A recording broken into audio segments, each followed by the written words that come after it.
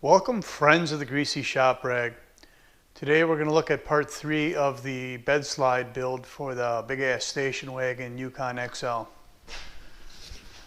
So I have the slides complete, but I don't have the wooden part done yet. What we have is this set of rails. They're located back here and they're bolted down up front there.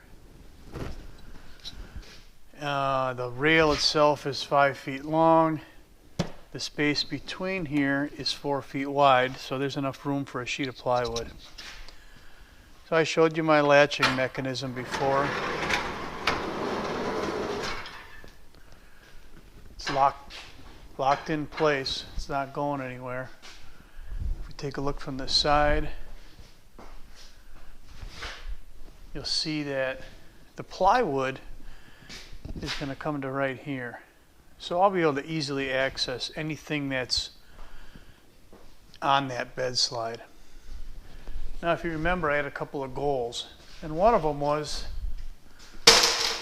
I wanted to be able to sit on the end of this thing without it freaking out too bad.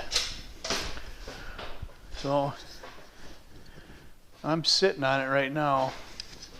Let me stand on it.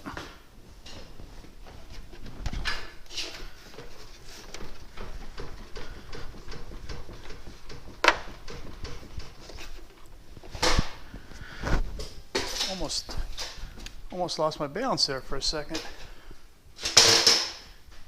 So I met that goal. It'll hold quite a bit of weight. Another one of my goals was for this height right here to be 4 inches off the deck. And I ended up at 4 3/4. So how did I miss that goal? Well, some things had to happen here that I didn't consider. One of them was this latch for the back gate. Because it lands at this height and I needed to clear it, you can see that I only got, well, maybe less than ½ an inch of clearance there, maybe a 1/4 inch gap right here. And I had to build this rail. Once I started this plan with the I-beam, I had to put this strap underneath here. There was no getting around that. Now when I was just dreaming this up in my head, I did not have this, let me get you set up here. You might be able to see that there's a gap between the height of this support plate and this base angle iron. There's a ½ inch gap here. That's because there's a ½ inch piece of plywood sandwiched in there to get this piece high enough so this piece would clear here. And also there's a spacer underneath this piece. This plate isn't completely resting on the carpet. So that ½ inch and that 1/4 inch, I would have actually nailed it if this would have just been the flat surface that I was dreaming it was when I was thinking this up. So, there might be guys coming on YouTube looking for ideas on how to build one of these. And I would suggest that you take a close look at the whole project and not just the end goal like I did.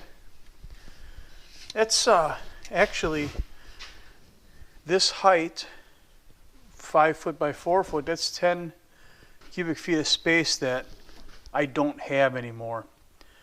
But I'm all right with that just because I've never filled right to the roof with goodies. So losing that 5 or 6 inches of height isn't going to make a difference anyway. And the convenience factor of being able to pull that whole load right out is going to way offset that anyway. And speaking of storage space, there's one little cubby hole right here. And I'm kind of going to lose access to that because my plywood's going to come across here and then there'll be a side piece coming up. well, probably to about this height right here. Now with the slide all the way open, I will be able to access it like this, but you know, I won't be able to get a lot in there. A few things I can get in there, I suppose. Warning, warning, bullshit alert. But probably not all the same stuff I used to have in there. I'm ready to make the cut on the plywood that's going to be the bed of the bed slide.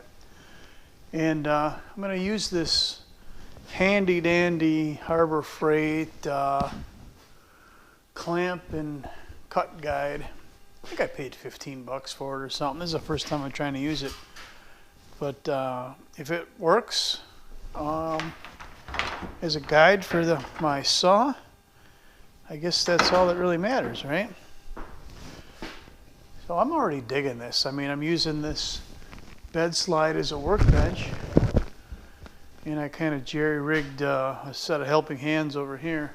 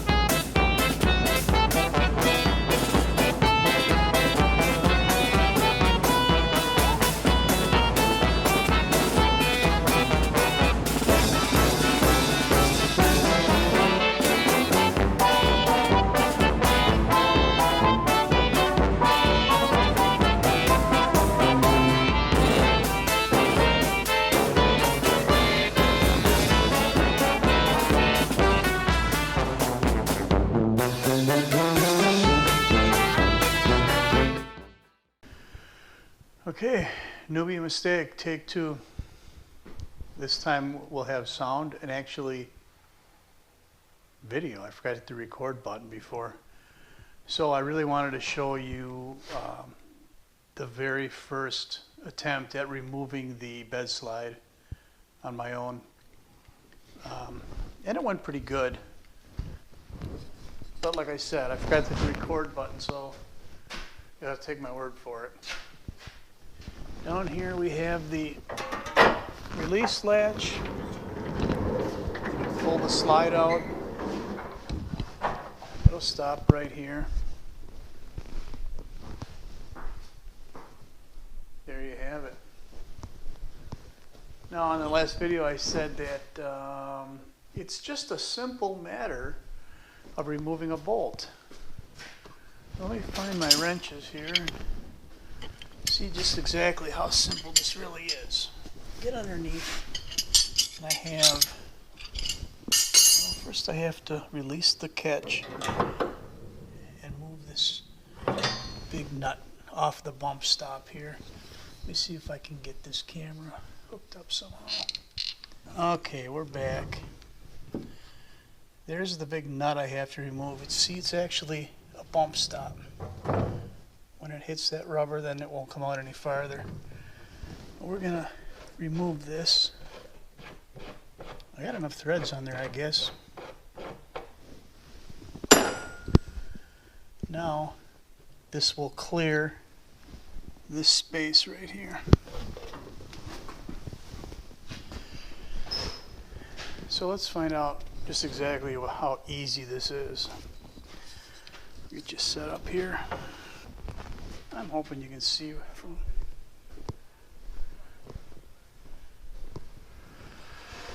All right, I'm going to pull this out.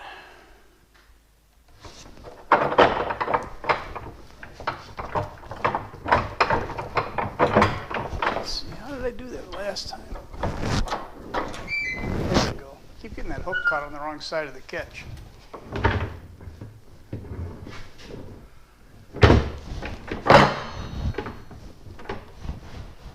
The problem is I can't see. There we go.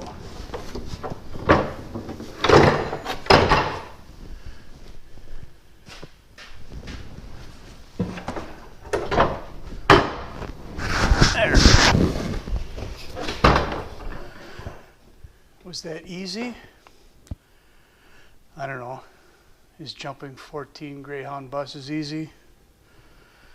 Evil made it look easy. And I'm thinking if I have to take this out of here, it's because I need to haul 6 passengers with me. And if one of those passengers can't get their ass out and grab the other side of this and help me, then they can walk. Screw it. I think this would have been a lot easier before I added this upright right here. But I need to stiffen up this cross piece.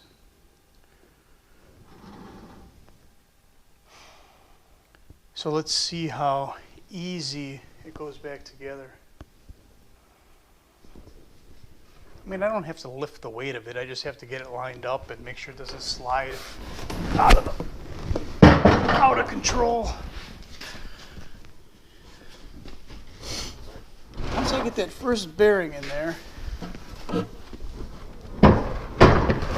like that, I should be able to just pick this up and slide it in.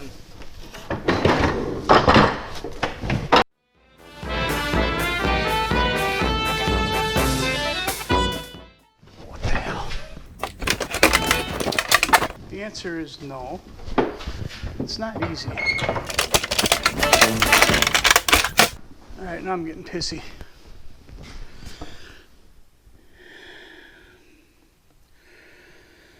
I see what happened.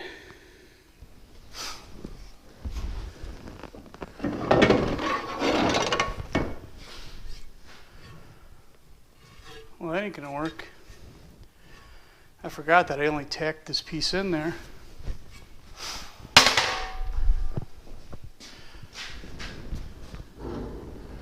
Let's try it again.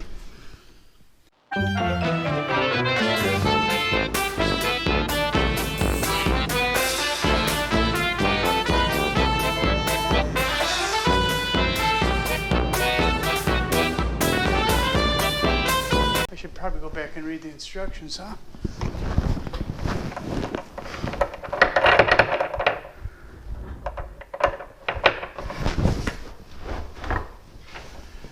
There's got to be a better way.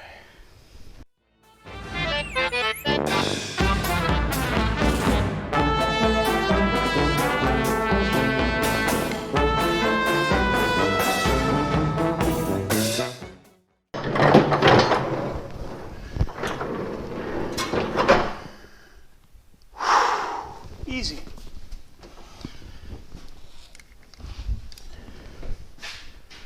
All right, what did we learn? Try to always remember to turn the damn camera on so the good take one footage can be used. What else? There's a learning curve to building stuff on your own. I gotta make a rail for this latch so it doesn't fall back and catch where it's not supposed to be. I should probably make a guide or something for more easily installing this piece in here. That wouldn't be that big a deal. The piece that I had in here that broke off, I don't even think I need it, to be honest with you. Maybe. Let's take a look at this. Yeah, I probably do. So I'll weld that back in.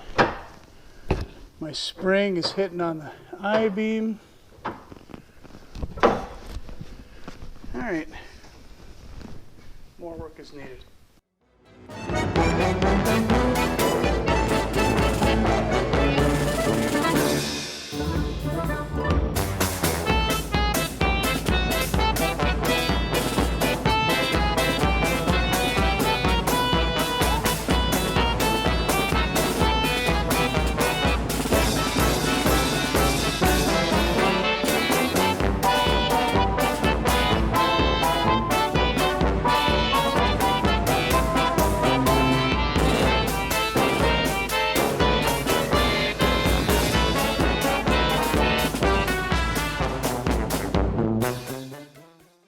That's all I got for you today. Thanks for watching. Later.